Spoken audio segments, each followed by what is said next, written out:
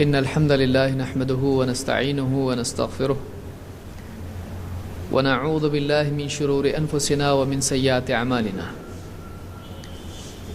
من يهده الله فلا مضل له ومن يضلل فلا هادي له وأشهد أن لا إله إلا الله وحده لا شريك له وأشهد أن محمدا عبده ورسوله أما بعد فإن خير الحديث كتاب الله وخير الهدي هدي محمد صلى الله عليه وسلم وشر الأمور محدثاتها وكل محدثة بدعة وكل بدعة ضلالة وكل ضلالة في النار.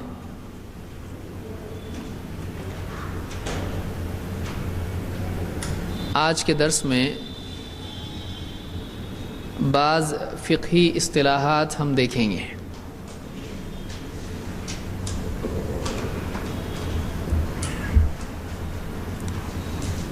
شرعی احکام کی دو قسمیں ہیں. کون کون سی؟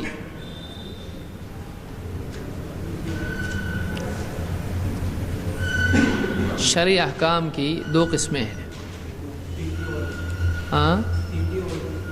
فقہی وضعی. فقہی ہے پہلا، تکلیفی. پہلی قسم ہے وہ احکام جو تکلیفی ہیں، الاحکام التکلیفیہ، اور دوسری وضعی. وضعی تکلیفی میں کتنے احکام آتے ہیں؟ 5. کیسی تقسیم کریں گے اس کی؟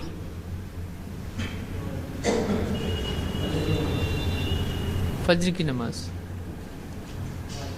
وہ ایک مثال ہے، صحیح ہے، لیکن فجر کی مثال کیا ہے؟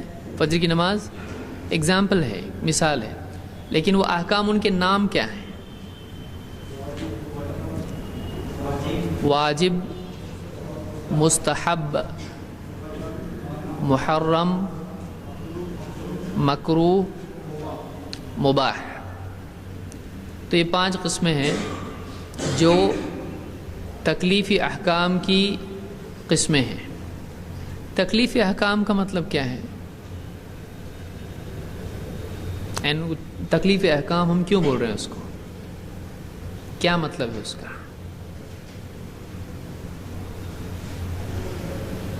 کتاب میں نہیں ہے، میں بتایا تھا.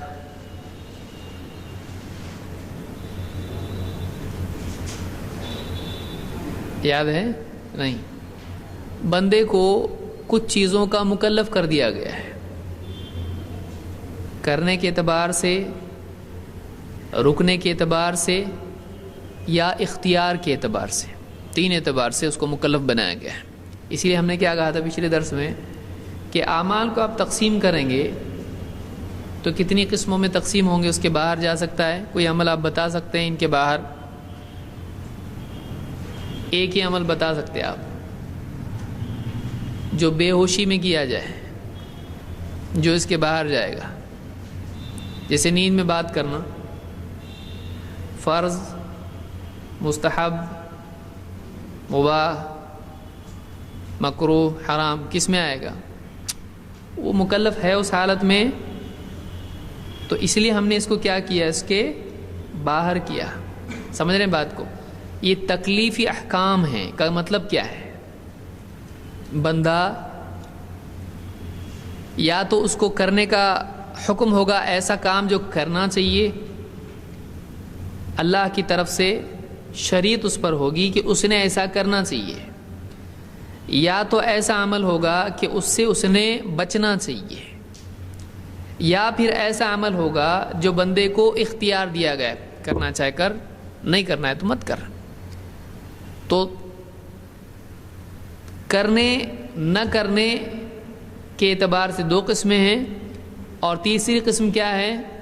اختیار ہے، چاہے تو کر چاہے تو مت کر. پھر عمل کرنے کے اعتبار سے جو اس کو مکلف بنایا گیا کہ تو نے کرنا چاہیے، یہ 2 قسم کے ہیں. کیسے؟ لازمی طور پر کرنا ہے، یا پھر فضیلت کے طور پر ہے کہ کرے تو بہت اچھا ہے، نہ کرے تو کوئی گناہ نہیں ہے. اور رکنے کے اعتبار سے 2 قسم کے عمل ہیں. لازمی طور پر رکنا پڑے گا ورنہ گناہگار ہوگا. اور دوسرا کون سا ہے؟ رکے تو بہتر ہے، نہ رکے تو گناہگار نہیں ہوگا، لیکن اچھی بات نہیں ہے، مناسب نہیں ہے، ثواب میں کمی ہوگی. یا رکتا ہے تو ثواب ملے گا. سمجھ میں آ رہی بات؟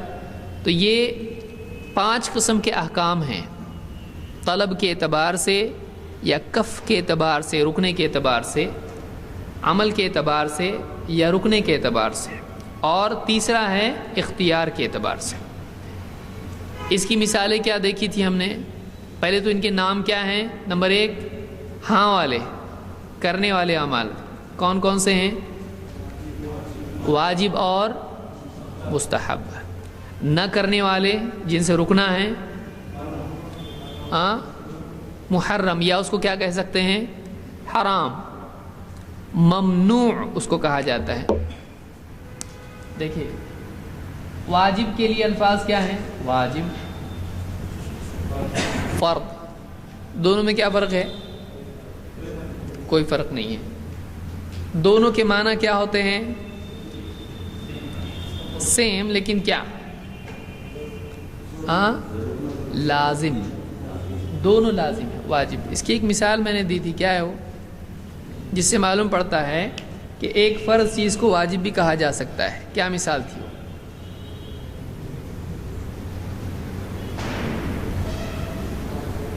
سب پڑھ گیا ہے، دکھ رہا ہے ایک دم.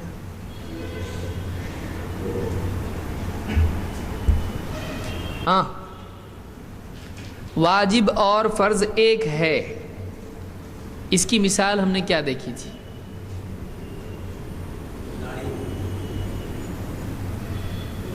کیا کسی حدیث میں داڑھی کو واجب یا فرض کہا گیا ہے؟ ہاں، لیکن یہاں ہم یہ دیکھ رہے ہیں کہ جو حکم دیتے ہیں وہ لازم ہو جاتا ہے، یہ ایک الگ بات ہوئی. یہاں ہم یہ دیکھ رہے ہیں کہ ایک چیز جو واجب ہے وہ فرض بھی ہے، جو فرض ہے وہ واجب ہے، تو معلوم ہے دونوں ایک ہیں، فرق نہیں ہے. تو ایسی کون سی دلیل ہے جس سے معلوم ہوتا ہے کہ فرض اور واجب ایک ہیں؟ نماز، ان الصلاۃ کانت علی المؤمنین کتابا موقوتا، لکھی ہوئی ہے، تو واجب ہے یا فرض ہے کیسے معلوم پڑا؟ دونوں ایک ہی کیسے معلوم پڑا؟ اس میں لفظ تو آیا ہی نہیں. ہاں وتر واجب ہے، پھر فرض اور واجب میں فرق ہوگا کہ نہیں ہوگا؟ واجب کا لفظ آیا ہے نہ فرض کا آیا ہے، لیکن واجب اور فرض ایک ہے کہاں ہے؟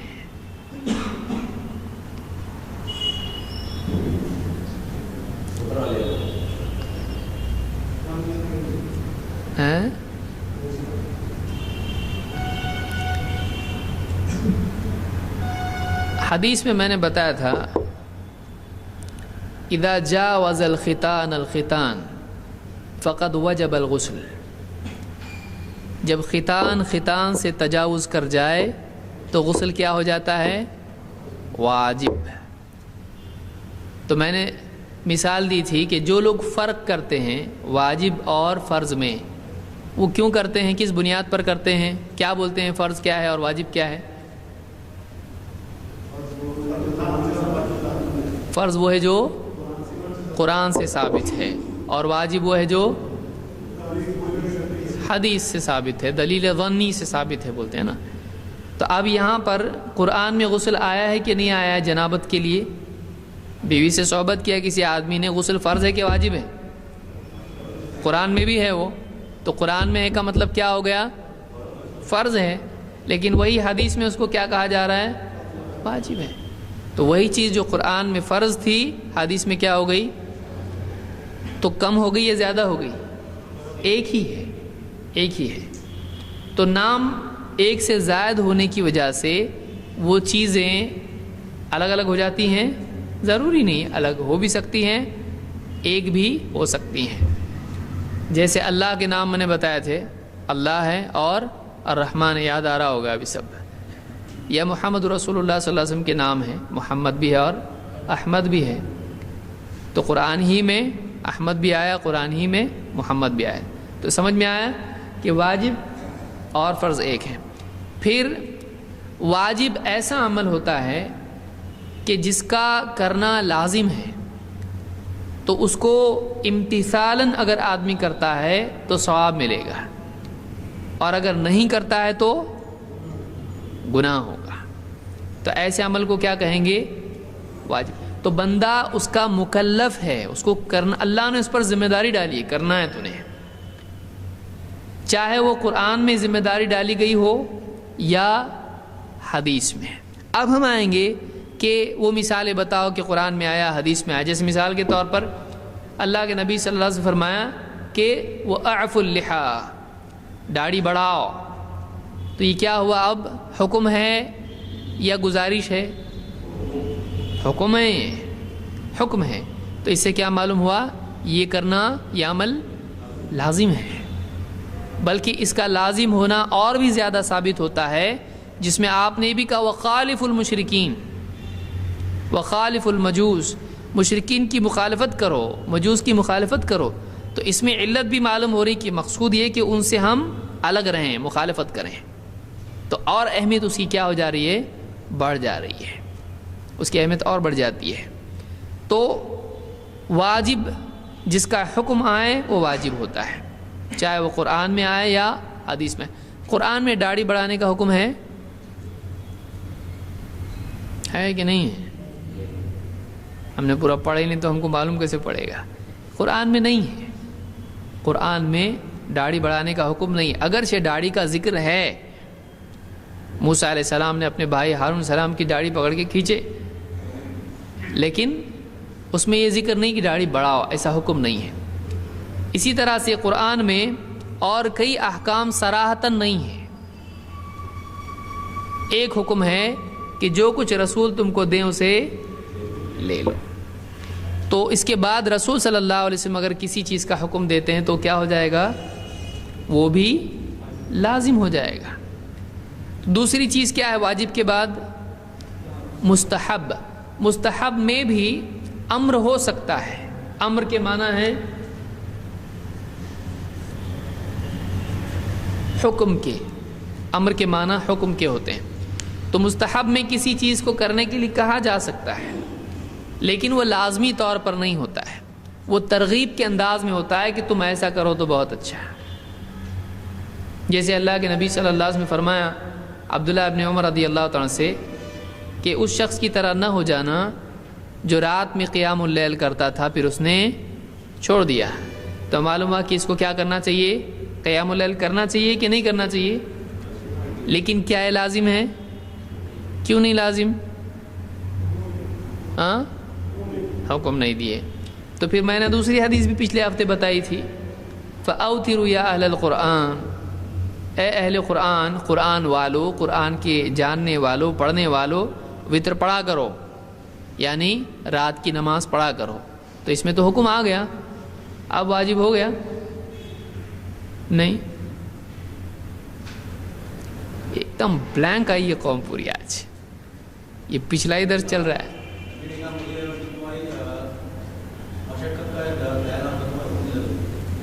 مسواک کا یہاں کون سا مسئلہ ہے؟ تہجد کی نماز کا. تو تہجد کی نماز تو فرض ہو گئی نا پھر جب حکم دیا تو. تو وتر واجب ہو گئی. اور میں نے دوسری دلیل بتائی تھی جس سے معلوم ہوا کہ نہیں واجب. وہ کون سی تھی؟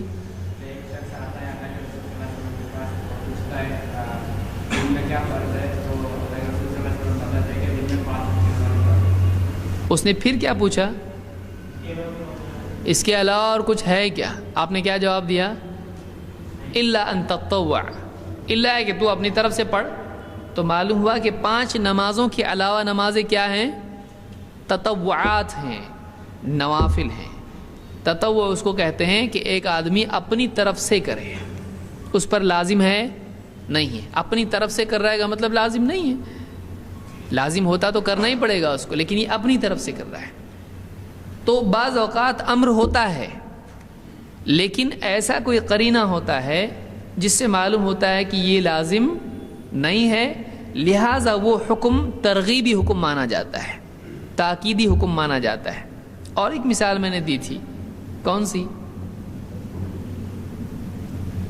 سب دعا کر رہے ہیں اللہ یاد دلا دے، آج کیا ہو گیا، آج ہم کو بھول گئے سب۔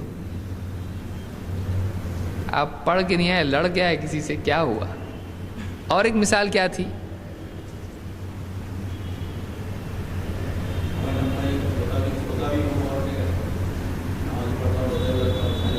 یہ بھی دلیل تھی اس میں کہ اللہ کے نبی صلی اللہ علیہ وسلم نے کہا کہ میں سوتا بھی ہوں اور، لیکن اس کی تردید بھی ہم نے کی تھی، کیسے؟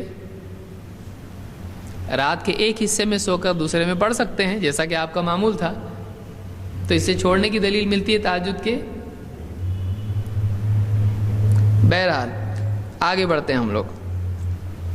تو پہلی چیز ہے واجب اور دوسری ہے مستحب۔ اس میں ایک اور دلیل میں نے دی تھی وتر کے اعتبار سے کہ وتر کو رات میں کون سی نماز بناؤ؟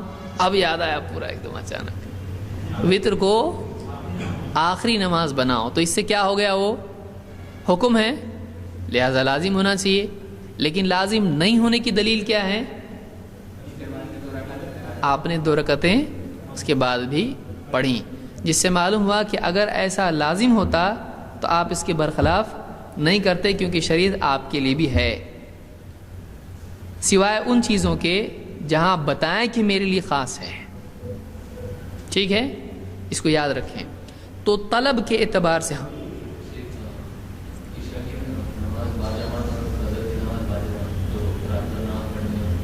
یہ ایک دلیل ہم نے دیکھی تھی کہ کوئی آدمی عشاء کی نماز اور فجر کی نماز اگر جماعت سے پڑھ لے تو اس کو پوری رات عبادت کا ثواب ملتا ہے، یعنی اگر وہ نہیں بھی کرے تو اس کو ثواب ملتا ہے۔ تو یہ خود ایک دلیل ہے اس بات کی کہ رات کی نماز لازم نہیں ہے۔ تو واجب اور مستحب 2 چیزیں ہم نے دیکھیں۔ واجب وہ ہے جس کا کرنا لازم ہے، اور مستحب وہ ہے جس کا کرنا لازم نہیں ہے لیکن اس کی ترغیب دی گئی ہے، اس پہ ثواب ملتا ہے۔ ٹھیک ہے، پھر نہ کرنے والے اعمال کے اعتبار سے بندہ کس چیز کا مکلف ہے؟ ایک تیسری چیز کیا ہے اس میں؟ محرم یا حرام۔ حرام ممنوع، یعنی اس کو نہیں کرنا ہے، منع ہے، وہ اس کو محظور بھی کہتے ہیں۔ محظور جس سے بچنا چاہیے۔ تو تیسری چیز ہے محرم یا حرام، جس کا بندہ مکلف کیا گیا ہے، ایسی چیز جس سے اللہ یا اس کا رسول منع کر دے تو اس چیز سے رکنا کیا ہو جاتا ہے؟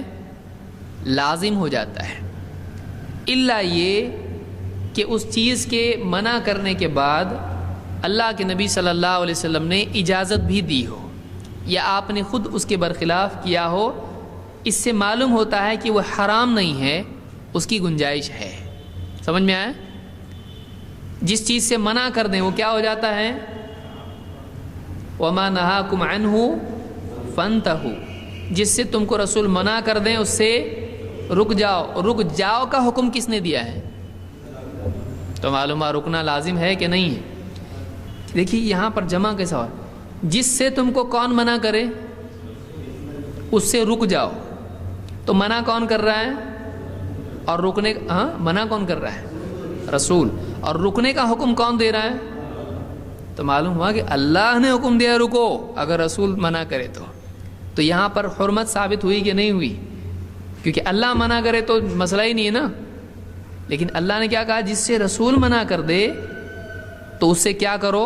رک جاؤ۔ تو یہ حرام ثابت ہوتا ہے، جب رسول منع کر دیں تب بھی رکنا ہے اور اللہ منع کر دے تب بھی رکنا ہے، تو وہ حرام ہے۔ لیکن کبھی رکنا اس اعتبار سے ہوتا ہے کہ لازمی طور پر رکنا ہے، اور کبھی کیا ہوتا ہے؟ لازم نہیں ہے، نہ کرو تو بہتر ہے، نہ کرو تو بہتر ہے۔ جیسے بے وجہ مسجد میں ٹہلنا کیا ہے؟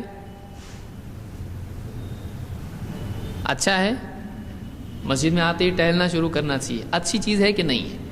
مناسب نہیں، اس سے لوگوں کو خلل پیدا ہوگا، لوگوں کو ڈسٹربنس ہوگا، ہو سکتا ہے کسی کی نماز قطع کر دے۔ تو نماز سب لوگ آ رہے ہیں مسجد میں، چل رہے ہیں، بس کیا ہے مناسب ہے؟ نہیں ہے۔ مسجد کس چیز کی جگہ ہے؟ ٹہلنے کی ہے؟ عبادت کی جگہ ہے۔ حدیث میں کیا آیا؟ یہ اللہ کے ذکر کی جگہ ہے، تلاوت کی جگہ ہے، نماز کی جگہ ہے۔ تو یعنی مسجد میں کیا کرنا چاہیے؟ عبادت، اور اس کے علاوہ وہ چیزیں جو نبی صلی اللہ علیہ وسلم سے ثابت ہیں۔ لیکن بے وجہ ایک آدمی مسجد میں ٹہل رہا ہے، یہ مناسب ہے؟ تو کیا یہ حرام ہے؟ سمجھ میں؟ حرمت کے لیے کیا چاہیے؟ دلیل چاہیے اس کے لیے۔ تو اللہ کے نبی صلی اللہ علیہ وسلم سے جو ثابت ہے اس کے برخلاف، جس کا اہتمام آپ نے کیا، اس کے برخلاف عمل کرنا یہ پسندیدہ چیز نہیں ہے۔ مثال کے طور پر تہجد پڑھنا کچھ دن اور اس کے بعد کچھ چھوڑ دینا، یہ کیا ہے؟ اچھا ہے کہ برا ہے؟ ایک آدمی تہجد پڑھتا تھا پھر چھوڑ دیا اس نے پڑھنا، تو یہ اچھا ہے یا برا ہے؟ اچھا ہے نا، چھوڑا نا، اچھا، نیند مل رہی اس کو، کتنی پیاری پیاری نیند، میٹھی میٹھی۔ تو تہجد کا اہتمام کرنے کے بعد اس کو چھوڑ دینا حرام ہے؟ حرام نہیں ہے۔ اللہ کے نبی صلی اللہ علیہ وسلم نے منع نہیں کیا اس شخص کی طرح نہ ہو جانا جو رات میں تہجد پڑھا کرتا تھا، عبادت کرتا تھا، پھر اس نے چھوڑ دیا، تو منع کیے کہ نہیں؟ بول رہے کیا بولنا اب سمجھ میں نہیں آ رہی، یہ کون سا درس ہے نیا ہی، پہلے کے اچھے تھے درس۔ اللہ کے نبی صلی اللہ علیہ وسلم نے منع کیا ہے اس سے، تو تہجد کا چھوڑنا حرام ہے کہ نہیں ہے؟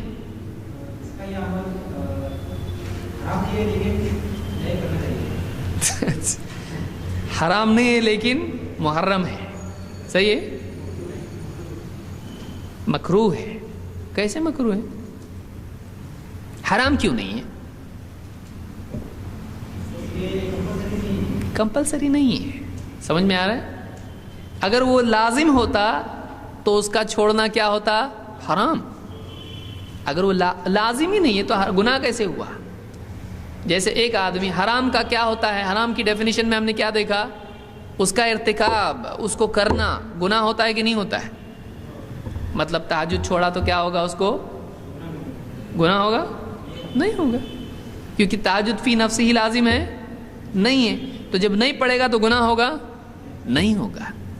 لیکن یہاں کہا جا رہا ہے کہ اس شخص کی طرح نہ ہونا جو تہجد کا اہتمام کرتا تھا پھر چھوڑ دیا اس نے، تو معلوم ہے کہ اگرچہ فرض نہیں ہے اور اس کا چھوڑنا حرام نہیں ہے لیکن ناپسندیدہ ہے۔ تو کچھ چیزیں ایسی بھی ہوتی ہیں کہ جو حرام نہیں ہوتی ہیں لیکن کیا ہوتی ہیں؟ ناپسندیدہ۔ سمجھ میں آ رہا ہے؟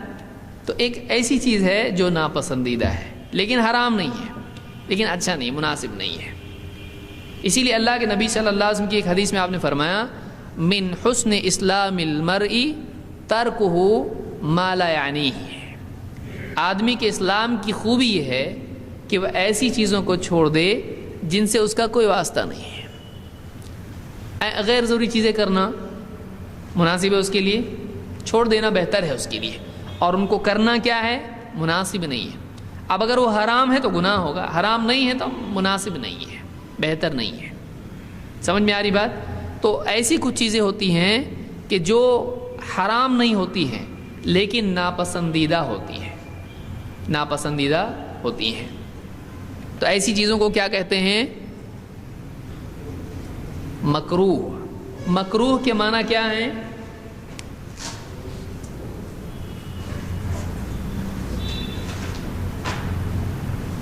مکروہ، بہت سارے لوگ کیا بولتے ہیں؟ مکرور۔ مکرور نام کا کوئی لفظ اس میں اصول فقہ میں نہیں آتا ہے۔ مکرور یہ مکروہ ہے، مکروہ کریہ سے، اس پر سے لفظ ہے کراہت، مجھ کو فلاں چیز سے بہت کراہت ہوتی ہے۔ بچے کی ناک بہہ رہی ہے، دیکھ کر کیا ہوتا ہے آپ کو؟ بہت خوشی ہوتی ہے نا؟ کیا ہوتی؟ کراہت ہوتی ہے۔ گندگی دیکھ کر آدمی کو نفس اس کو جی پسند نہیں کرتا ہے، ناپسندیدہ. اور کراہت بہت سنگین بھی ہو سکتی ہے، ناپسندیدگی بہت سیریس بھی ہو سکتی ہے. جیسے سب سے سیریس چیز کیا ہے؟ سب سے سیریس ناپسندیدہ چیز کیا ہے آپ کے نزدیک؟ طلاق. آپ کے نزدیک پوچھ رہا ہوں. شرک. اللہ کے نزدیک سب سے ناپسندیدہ چیز کیا ہے؟ شرک ہے. اسی لیے قرآن میں اللہ نے اس کو کل ذالک کان سیئہ عند ربک مکروہا کہا ہے. حرام چیزوں کا تذکرہ کیا اللہ نے، کہا یہ سب چیزیں اللہ کے نزدیک بہت بری اور ناپسندیدہ ہے، مکروہ ہیں. تو کبھی کوئی چیز بہت سیریسلی بھی ناپسندیدہ ہو سکتی ہے، لیکن اصطلاح میں فقہا مکروہ ایسی چیز کے لیے استعمال کرتے ہیں جو حرام نہ ہو. سمجھ میں آیا؟ اصطلاح میں، کون سی اصطلاح میں؟ فقہ کی اصطلاح میں. ہم کون سے اصول دیکھ رہے ہیں؟ فقہ کی اصطلاح میں فقہا مکروہ کا اطلاق،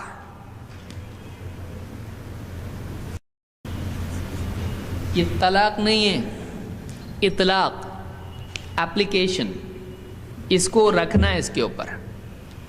تو مکروہ کا لفظ استعمال کس چیز کے لیے کرتے ہیں فقہا؟ ایسی چیز کے لیے جو حرام تو نہ ہو لیکن کیا ہو؟ ناپسندیدہ ہو. ناپسندیدہ ہو.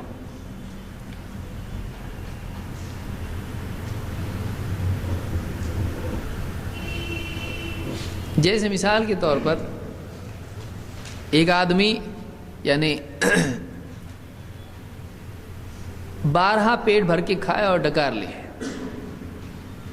پیٹ بھر کے کھانا حرام ہے کہ نہیں؟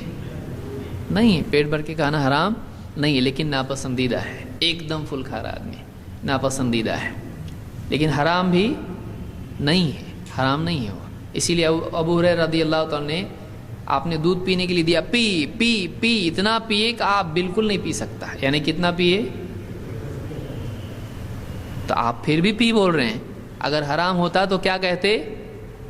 فل نہیں پینا، کیونکہ وہ حرام ہے. لیکن آپ کیا کہتے چلے گئے؟ پی. تو انہوں نے آخر میں کہا کہ اس سے زیادہ میں نہیں پی سکتا، بالکل ایک دم سیر ہو گیا. تو سیر یہ حرام ہے؟ نہیں ہے.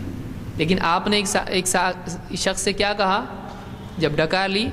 تو کہا کہ ہم سے اپنی ڈکار کو دور رکھو، اس لیے کہ بہت سارے دنیا میں بھر پیٹ کھانے والے آخرت میں بھوکے رہیں گے. تو یہ ناپسندیدہ چیز ہے اور ہمیشہ کا عادی ہونا اس کا، یہ ایک دم سخت معاملہ ہے. سمجھ میں آیا؟ اس کو یاد رکھیں. تو ایسی کئی چیزیں ہیں جو مکروہ ہوتی ہیں، ناپسندیدہ ہوتی ہیں. تمباکو مکروہ ہے کیا؟ بہت سارے لوگوں کو کیا بولتے ہیں؟ تمباکو نا مکروہ ہے. وہ تو مکروہ ہے نا، ایک دم لائٹ کیا ہو جاتی ہے؟ ڈم ہو جاتی ہے. حرام نہیں ہو. تمباکو حرام ہے یا مکروہ ہے؟ حرام ہے.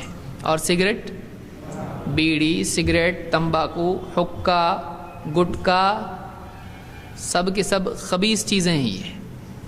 یہ خبیث چیزیں ہیں. یہ طیبات میں سے نہیں ہے، یہ خبائث میں سے ہیں. تو یہ حرام ہے اور ان کا نقصان گورنمنٹ کی بھی سمجھ میں آ رہا ہے، کچھ علماء کی سمجھ میں نہیں آ رہا ہے. کتنے علاقوں میں اس کو گورنمنٹ حرام کر رہی ہے، سمجھ میں آ رہا ہے، لیکن یہ سمجھ میں نہیں آ رہا کیوں نہیں حرام نہیں ہے. اتنا اس کی مضرت اتنی زیادہ ہے کہ جس کی وجہ سے گورنمنٹ بھی اس کو حرام کر رہی ہے. تو چوتھی چیز مکروہ ہے، ایسی چیز جو حرام نہ ہو لیکن ناپسندیدہ ہو. نمبر 5 مباح. مباح، مباح اس چیز کو کہتے ہیں جس میں کرنا اور نہ کرنا برابر ہو. کرنے پر ثواب نہیں اور نہ کرنے پر کوئی پکڑ گناہ نہیں. کیا تو بھی برابر ہے، نہیں کیا تو بھی برابر ہے. تو ایسی چیز کو کیا کہتے ہیں؟ مباح.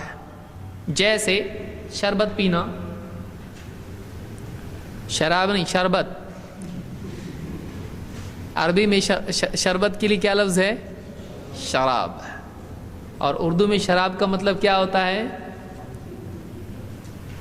عربی کی میں کیا لفظ ہے اردو کی شراب کے لیے؟ خمر. ہاں، لیکن پینے کی چیز کو عربی میں کیا کہتے ہیں؟ شراب. تو ہر پینے کی چیز کیا ہوتی ہے؟ شراب. حلال حرام کوئی بھی چیز ہو، پینے کی چیز شراب ہوتی ہے. لیکن جو وائن جس کو ہم کہتے ہیں عربی میں اس کو کیا کہتے ہیں؟ خمر. خمر اس کو کہتے ہیں. تو شربت پینا کیا ہے؟ فرض ہے؟ مستحب ہے؟ حرام ہے؟ مکروہ ہے؟ کیا ہے؟ مباح ہے. شربت پینے سے جنت ملتی ہے ایسا کچھ ہے؟ شربت پینے سے 2 رکعت ثواب ملتا ہے نماز کا. شربت پینا، بہت شربت پیا کرو، کچھ ہے ایسا؟ کچھ بھی نہیں ہے. تو کوئی آدمی شربت پیتا ہے اگر، اس کا اختیار ہے، پیے نہ پیے برابر ہے اس کے لیے. اور محرم کا شربت پینا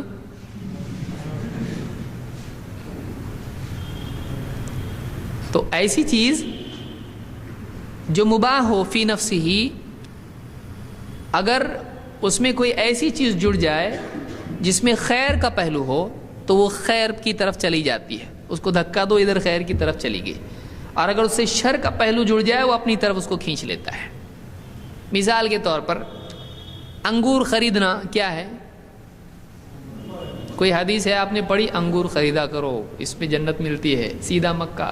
کچھ ہے ایسا؟ نہیں کچھ بھی. ایک آدمی انگور خرید رہا ہے، اس کے گھر پہ مہمان آ رہے ہیں اور وہ چاہتا ہے کہ مہمان کی میزبانی کرے اور ان کو فرحت ملے. تو انگور خریدنا کیا ہوا؟ کیوں؟ اس کی اچھی نیت کی وجہ سے. تو انگور خریدنا اس کے لیے اب کیا ہوا؟ خیر بن گیا. کیوں؟ اس لیے کہ مہمان کا اکرام کیا ہے؟ نیکی ہے کہ نہیں؟ حدیث میں ہے کہ مہمان کی یعنی تکریم کرنا، جو اللہ اور آخرت پر ایمان رکھتا ہے وہ کیا کرے؟ فَلْيُكْرِمْ ضَيْفَهُ، وہ اپنے مہمان کا اکرام کرے. اور مہمان کی پسند کے لیے اس کے لیے خاطر تواضع کرنا ہے کیا ہے؟ مستحب ہے. تو چونکہ وہ اس نیت سے کر رہا ہے تو اب کیا ہو گیا؟ وہ عمل مباح کا مستحب ہو گیا. اور اگر انگور خرید رہا ہے جھوم برابر جھوم شرابی کے لیے، انگور کی شراب بنا کر مہمان کو پلائے گا، تو اب مہمان نوازی نہیں کر رہا ہے وہ، تو اب بھی تو ثواب ملنا چاہیے نا، کیونکہ مہمان نوازی کیا ہے؟ مستحب ہے نا. وہ کیسی چیز سے مہمان نوازی کر رہا ہے؟ جو حرام ہے. تو اب اس نیت سے انگور خریدنا اس کے لیے نیکی ہے، گناہ ہے یا جائز ہے؟ گناہ ہے، کیونکہ اس کی نیت کیا ہے؟ نیت غلط ہے اس کی. حدیث میں اللہ کے نبی صلی اللہ علیہ وسلم نے کیا فرمایا؟ جب 2 مسلمان تلوار نکال کر آپس میں آمنے سامنے کھڑے ہو جاتے ہیں لڑنے کے لیے، تو قاتل اور مقتول دونوں جہنم میں. اذا التقى المسلمان بسيفيهما فالقاتل والمقتول في النار. جب 2 مسلمان آپس میں آمنے سامنے تلوار لے کے کھڑے ہو جائیں تو قاتل مقتول دونوں کیا ہیں؟ جہنم میں. صحابہ نے پوچھا اللہ کے رسول، قاتل تو سمجھ میں آتا ہے، مقتول کیسے جہنم میں؟ آپ نے فرمایا وہ بھی تو اپنے ساتھی کو قتل کرنے کا حریص تھا. انه كان حريصا على قتل صاحبه، وہ بھی تو اپنے ساتھی کو قتل کرنے کے لیے حریص تھا. تو اس کی محض نیت کی وجہ سے مقتول ہونے کے باوجود بھی وہ جہنم میں گیا. تو نیتوں سے اعمال میں فرق آتا ہے. اور یعنی ایک آدمی کے اسباب مقصود کی وجہ سے حکم لے لیتے ہیں. یہ آگے ہم جب قواعد فقہیہ کریں گے تو اس میں اور تفصیل سے انشاءاللہ دیکھیں گے. یعنی ایک آدمی، اب اس کو سمجھیے کہ ایک واجب ہے، وہ کسی ایسی چیز پر ٹکا ہوا ہے جو واجب نہیں ہے. مثلا ایک آدمی کے نماز کا وقت ہو گیا اور نماز کے لیے وضو کرنا کیا ہے؟ لازم ہے. بغیر وضو کی نماز ہوتی ہے؟ نہیں ہوتی ہے. اب پانی کہیں بھی نہیں ہے، پانی نہیں ہے اور ایک آدمی کھڑا پانی کی بوتل بیچ رہا ہے. پانی خریدنا کیا ہے؟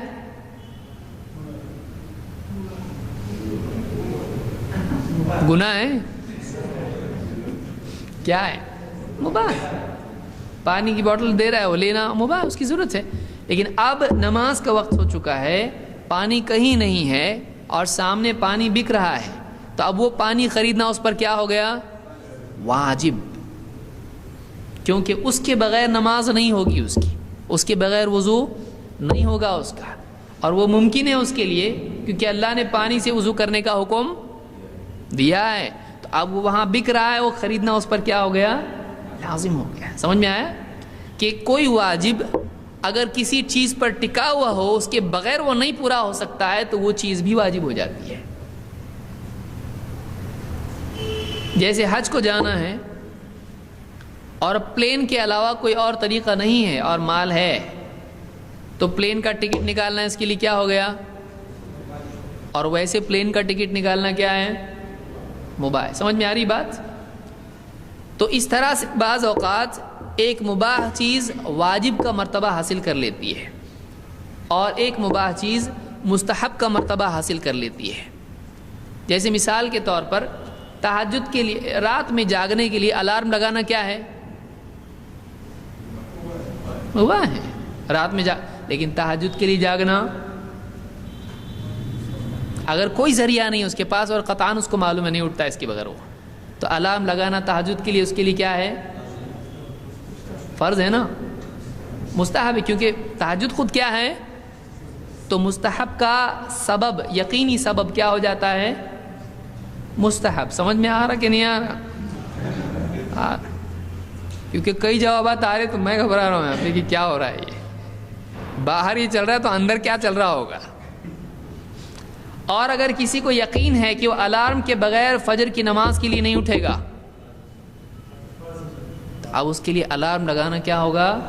لازم ہو جائے. سمجھ میں آ رہی بات کہ اس کے بغیر کوئی سبب نہیں میرے پاس، تو وہ اس کے لیے لازم ہو جائے گا.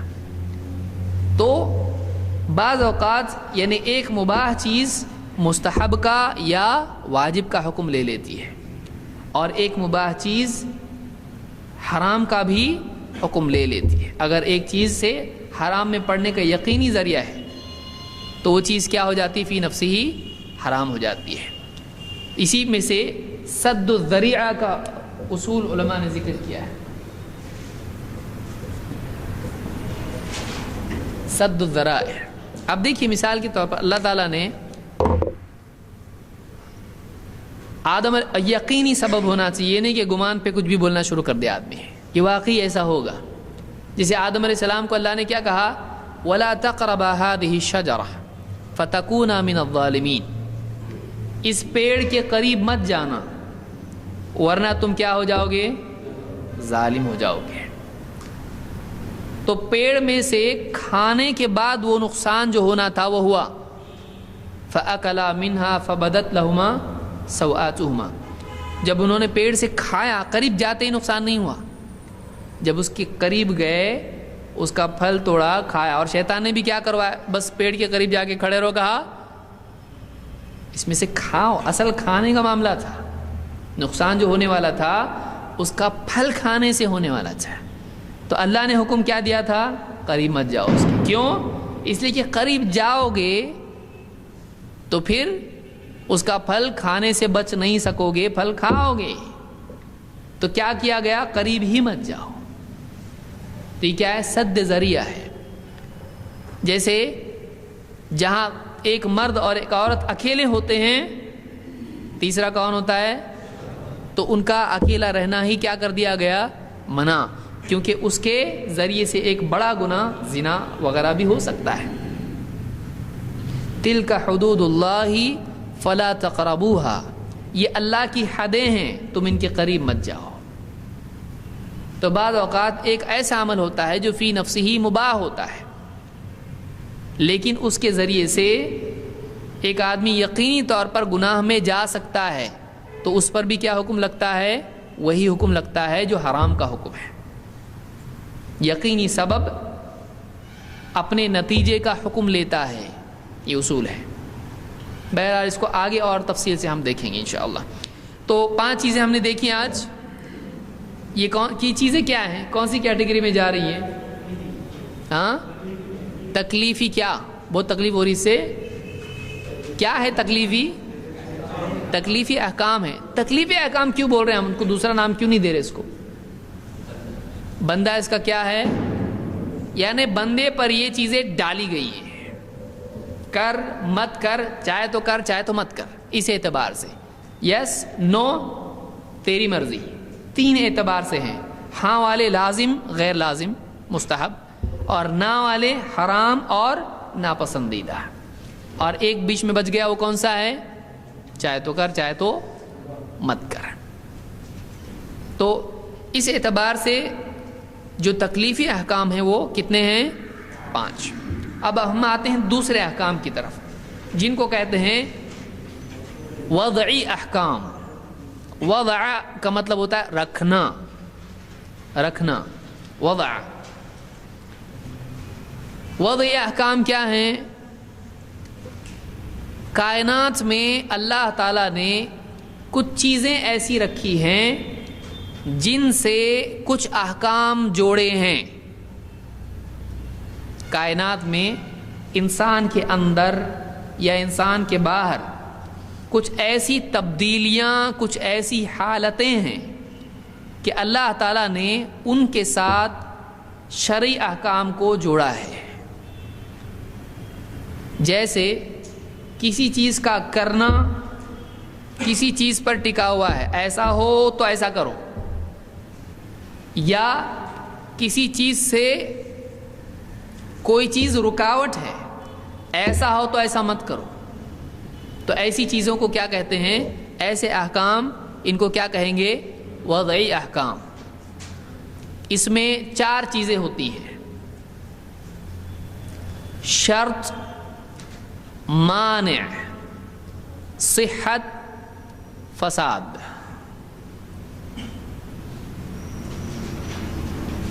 کیا ہے؟ شرط اور مانع. یہ ہو گیا سبب کے اعتبار سے. اور رزلٹ کے اعتبار سے کیا ہے؟ صحت، فساد. اب تھوڑا ہم ڈیٹیل میں اس کو دیکھیں گے. شرط اور معنی یہ 2 چیزیں ہیں. شرط اس کو کہتے ہیں کہ جس کے بغیر ایک عمل پورا نہیں ہو سکتا ہے، صحیح نہیں ہو سکتا ہے. معنی اس چیز کو کہتے ہیں کہ اگر وہ ہے تو عمل صحیح نہیں ہوگا. ڈیٹیل ہم دیکھتے ہیں. مغرب کی نماز سورج ڈوبنے کے پہلے پڑھ سکتے ہیں. روزہ سورج ڈوبنے سے افطار افطار کر سکتے ہیں؟ نہیں کر سکتے ہیں. تو سورج کا ڈوبنا مغرب کی نماز کے لیے کیا ہو گیا؟ شرط ہو گیا. اگر سورج ڈوب گیا تو مغرب کی نماز پڑھنا ہے.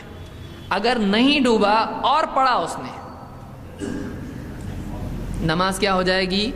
فاسد ہوگی. فاسد بگڑنا، صحیح نہیں ہونا.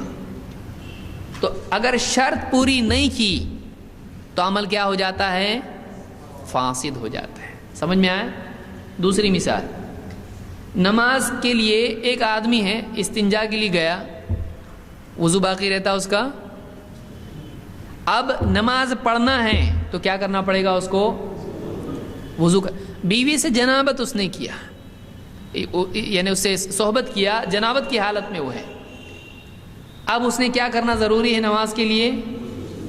تو غسل اس کے لیے شرط ہے نماز کی. اگر وہ غسل کے بغیر نماز پڑھتا ہے، نماز ہوگی؟ نماز کیا ہو جائے گی؟ فاسد ہو جائے گی. تو ایسی چیز جس کے بغیر ایک عمل صحیح نہیں ہوتا ہے، اس کو اس عمل کی کیا کہتے ہیں؟ شرط کہتے ہیں. جیسے مثال کے طور پر ہم نے دیکھا نماز کے لیے وضو کیا ہے؟ شرط عمل کے باہر ہوتی ہے. سمجھ میں آیا؟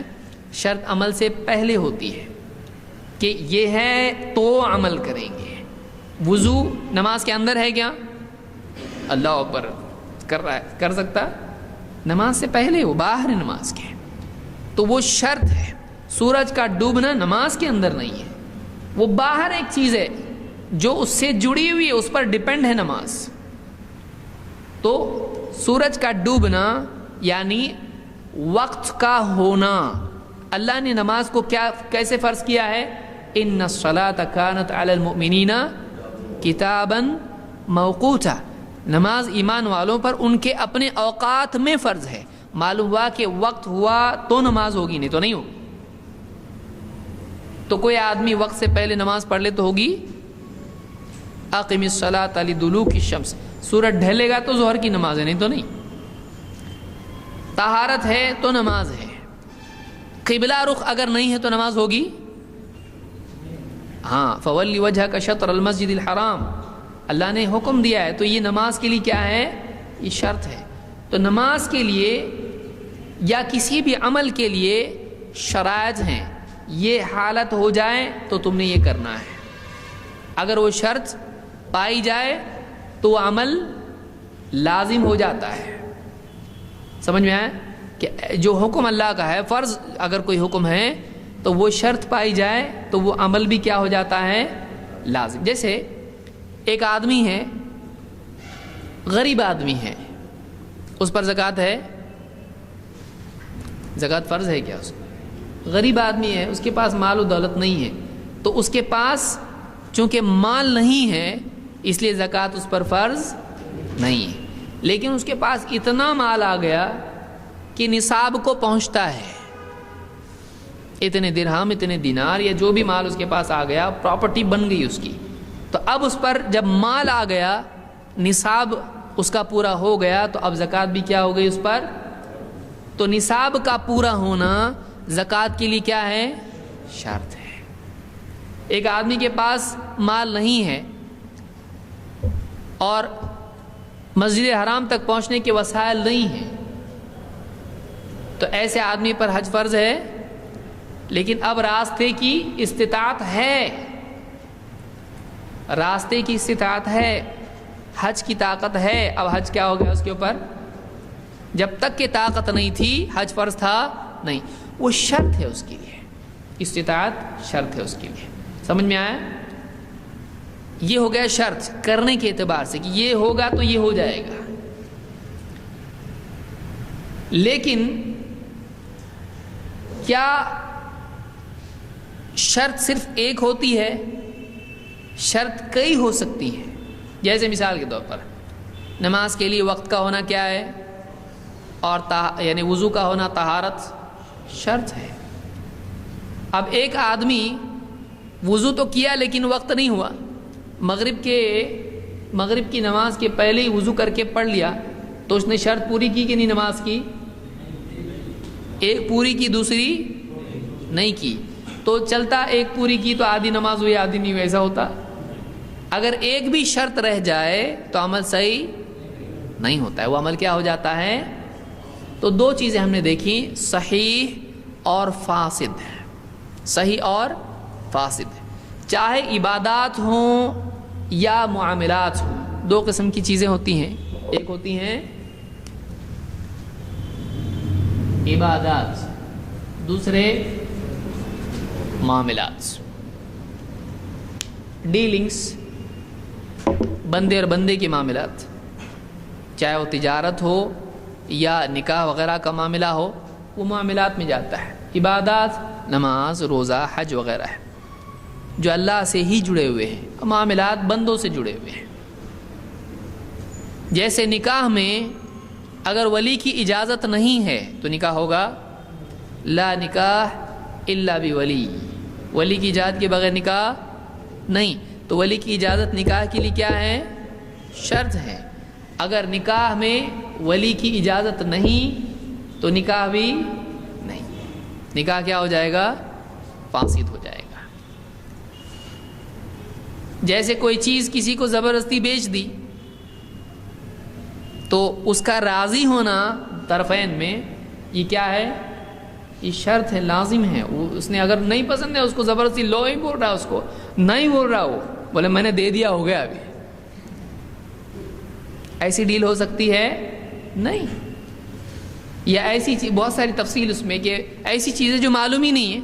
ایک چیز تو اس کو دیتا ہوں 5 لاکھ میں، لا ادھر، تو بتایا نہیں اس نے کیا بیچ رہا ہے. وہ ایسی شے ہے جو معلوم نہیں ہے، تو ایسی چیز بیچ سکتے ہیں؟ نہیں.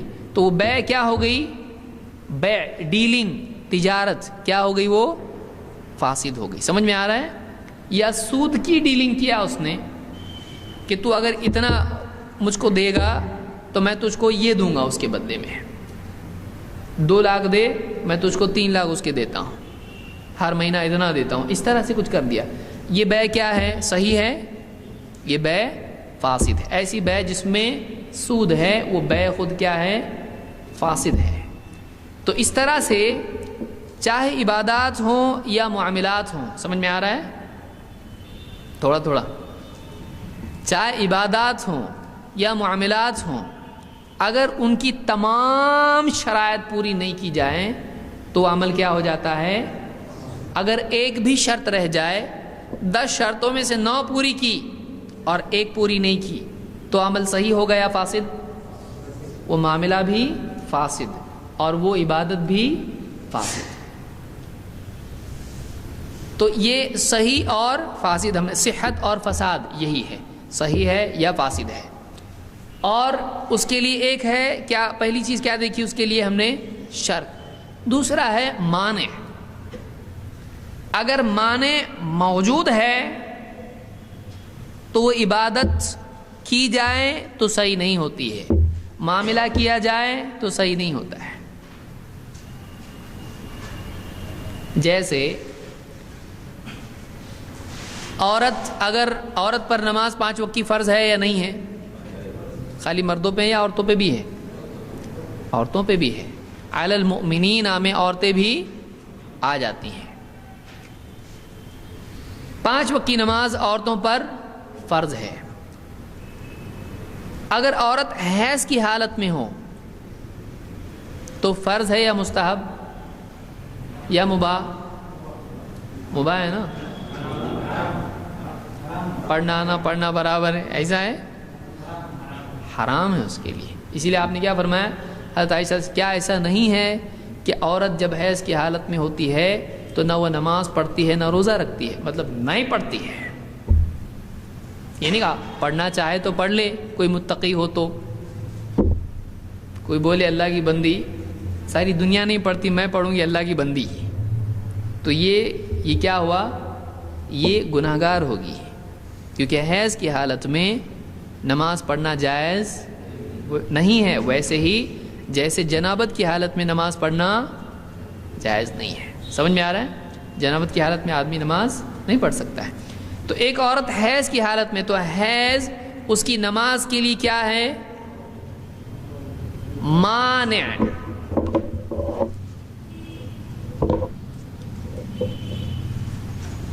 بہت زیادہ ہو رہا نا.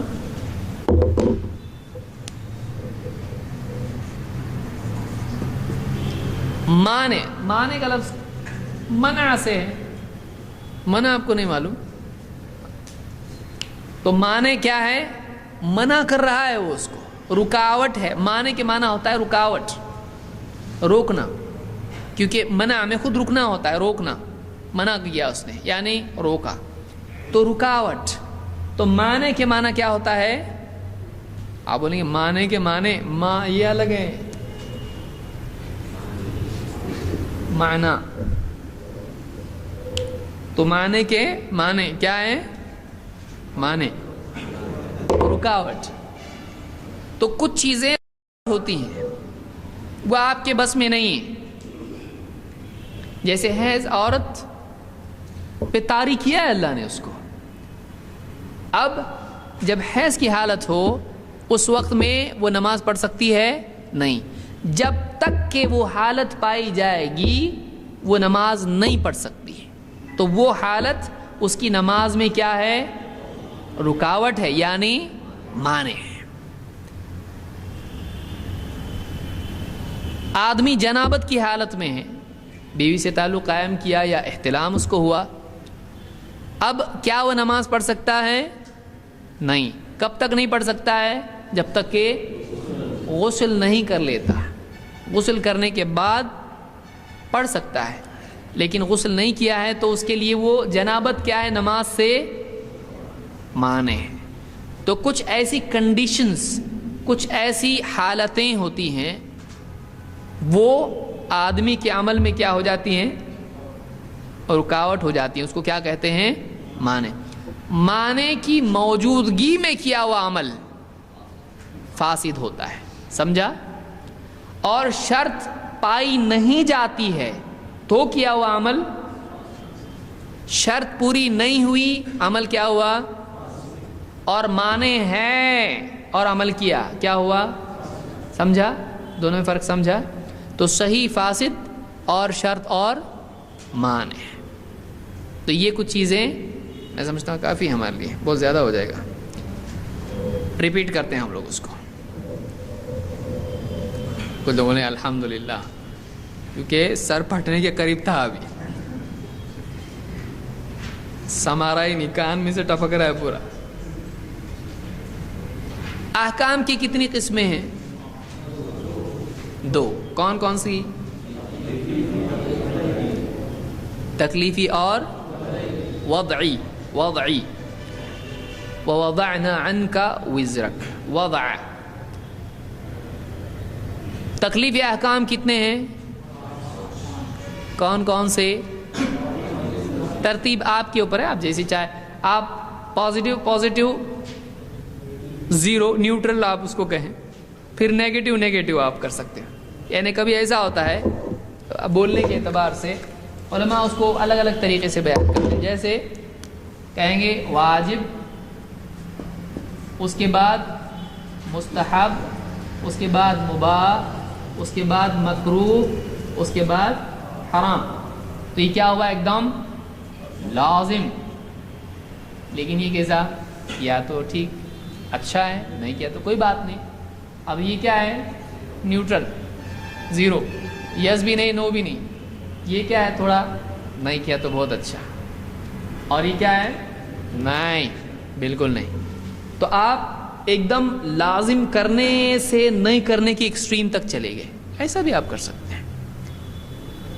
کبھی ایسا ہوتا ہے کہ پہلے ان دونوں کو بیان کیا، پھر ان دونوں کو بیان کیا، پھر مباح کو بیان کیا، یس نو، اور پھر یس نو، جیسا چاہے کرنا ہے کرو، نہیں کرنا ہے مت کرو، اختیار۔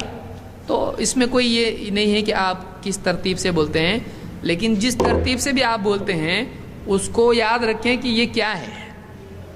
تو کتنے احکام، تکلیفی، واجب، مستحب، مباح، مکروہ اور حرام۔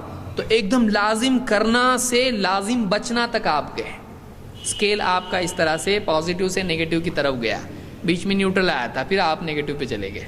یہ اس طرح سے بھی علماء ذکر کرتے ہیں۔ دوسرے احکام، دوسرے کون سے احکام، وضعی، وہ کیا ہیں، شرط، معنی، صحت اور فساد۔ شرط اور معنی ہے، اس کے نتیجے میں کیا پیدا ہوتا ہے، صحت اور فساد۔ شرط کیا ہے، کون بتائے گا؟ شرط ہے نا، شرط یعنی وہ شرط، شرط کیا ہے،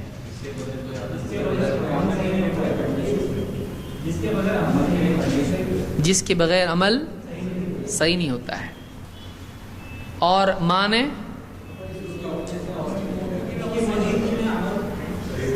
جس کے ہوتے ہوئے، جس کی موجودگی میں عمل۔ عمل کتنے قسم کے یہاں پر ہم نے دیکھے، 2۔ کون کون سے، صحیح فاسد۔ لیکن کون سے قسموں میں یہ دونوں چیزیں آتی ہیں؟ اعمال کی 2 تقسیم ہم نے دیکھی، دونوں میں صحیح اور فاسد ہوگا، کیا ہے وہ، عبادات اور عبادات کی مثال کیا دیکھی ہم نے، اور معاملات کی شادی۔ شادی کا مطلب خوشی ہوتا ہے، مہمان نوازی۔ کیا مہمان نوازی ہم نے دیکھا تھا اس میں، وہ پچھلی تقسیم میں تھا۔ معاملات میں ہم نے کیا دیکھا، نکاح اور بزنس معاملات میں آتا ہے. جیسے ہم نے مہمان کا دیکھا, اس سے کیا سمجھ میں آ رہا ہم کو؟ ایک اصول, مہمان سے کیا یاد ہے آپ کو؟ مہمان اچھے رہتے ہیں, اچھے نہیں رہتے. ہاں, عین باہر جانے کے وقت میں آتے, کھاتے وقت میں آتے مٹھائی. ہاں, مہمان مباح میں آتے ہیں, آئے تو بھی چلتا, آنے آئے تو بھی چلتا ہے کہ نہیں؟ آنا آنا آنا برابر ہے. کیا مکروہ ہے؟ ارے کیا آ گئے پھر, دیکھو کچھ لے کے آئے تو مستحب ہے. کیسا ہے؟ مہمان کے بارے میں کیا دیکھا ہم نے؟ ہاں, انگور لے کے آئے.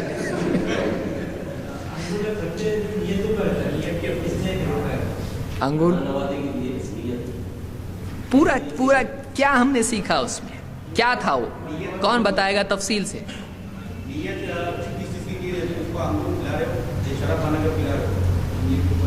انگور کھلا رہے یا شراب بنا کے پلا رہے؟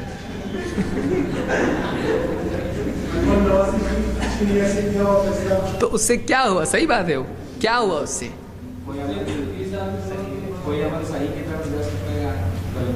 فی نفس ہی انگور خریدنے کے بارے میں حکم لگا رہے تھے, ہم پلانے کے بارے میں یا کھلانے کے بارے میں نہیں.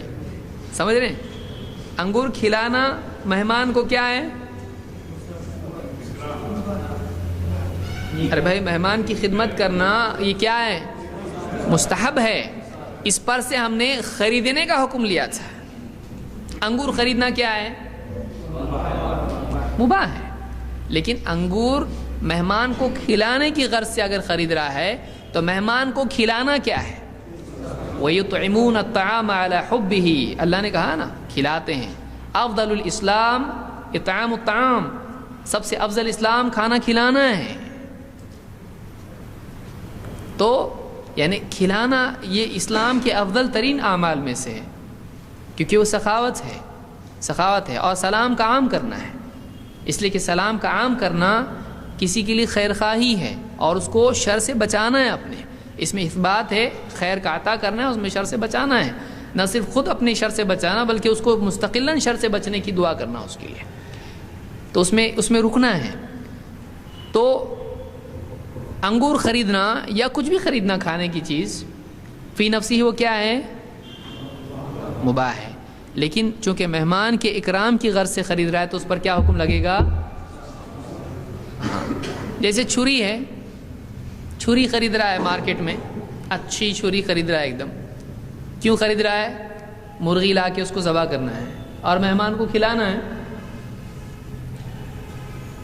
تو گوشت اس کو کھلانے کے لیے پھل کاٹ کے کھلائے گا اس کو, اچھے سیب چھیل کے کھلائے گا اس کو اچھا.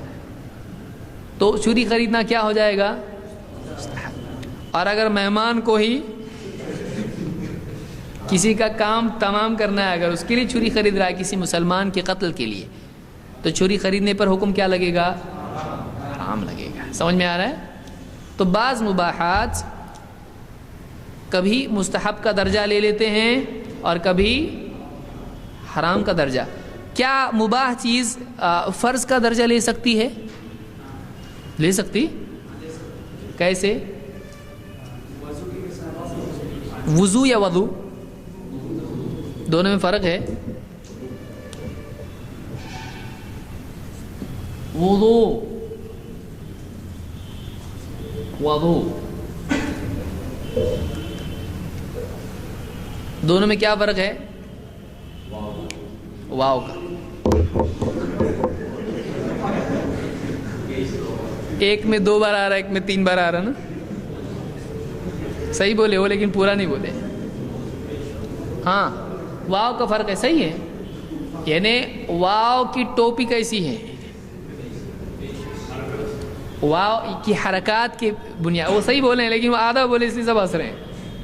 واو کا فرق ہے. یہ واو کیسا ہے؟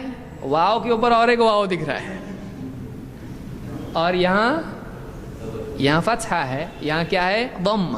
یہاں پیش ہے اور یہاں زبر ہے. تو یہ وضو اور وضو یہ فرق ہے اس میں. لیکن کیا ہے یہ فرق؟ وضو عمل ہے اور وضو بے عمل ہے. ہاں جس سے وضو کیا جائے. وضو جو ہم کرتے ہیں نماز پڑھنے کے لیے اس عمل کو وضو کہتے ہیں. جس پانی سے ہم لوگ وضو کرتے ہیں اس کو وضو کہتے ہیں. جیسے ہم یہ کہیں گے وضو لاؤ مجھ کو وضو کرنا ہے. سمجھ میں آ رہا ہے؟ تو وہ جو پانی ہے وہ اس پانی کو کیا کہتے ہیں جس سے وضو کیا جاتا ہے؟ وضو. وضو. اس لیے آپ صلی اللہ علیہ وسلم کے بارے میں حدیث میں ہے آپ کا وضو اور مسواک رات ہی میں آپ کے گھر والے رکھ دیا کرتے تھے. تو بولیں گے وہ رات میں وضو کیسا رکھتے تھے؟ بولے رات میں رکھتے تھے یعنی سب لوگ کر کے سوتے تھے تو جاگتے ہی وضو رہا. نیند سے تو وضو کیا ہو جاتا ہے؟ ٹوٹ جاتا ہے. تو وضو عمل ہے اور وضو کیا ہے؟ اس عمل کا ذریعہ یا اس کا پانی جو ہے یہ کیا ہے؟ وضو ہے. اور صفائی کا عمل سمجھ میں آیا؟ دیکھیے اتنا عربی زبان ایسی ہے. ایسے بہت سارے فرق تھوڑے اس کی. جیسے بہت سارے لوگ کیا بولتے ہیں میرا کام آج درس مکمل ہو گیا. مکمل ہے وہ مکمل نہیں ہے. مکمل اور مکمل میں کیا فرق ہے؟ میم کا.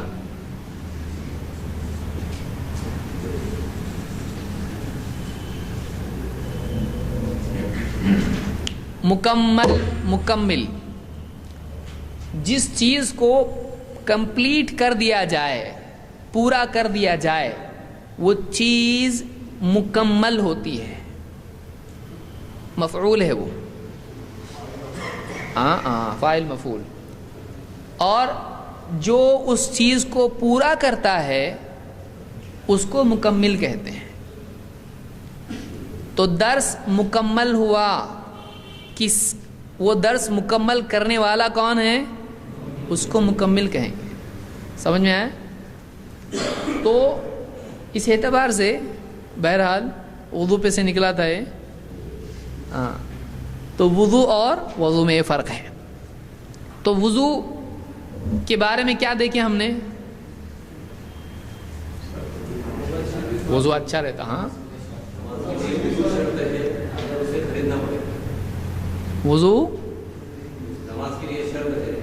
وضو کے بغیر نماز نہیں ہوگی.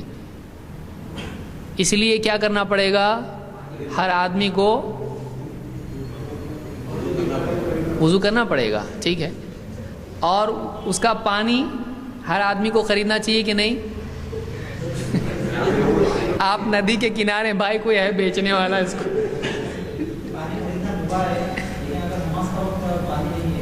ہاں یعنی نماز کا وقت ہے پانی موجود نہیں ہے اور اگر ہے تو کوئی بیچ رہا ہے اس کو بس خرید کے ہی مل سکتا ہے. تو کیا پیسہ ہونے کی صورت میں تیمم کر سکتا ہے؟ نہیں کر سکتا ہے. بولے بک رہا ہے میں تو مٹی دکھ رہی ہے اور پانی دکھ رہا ہے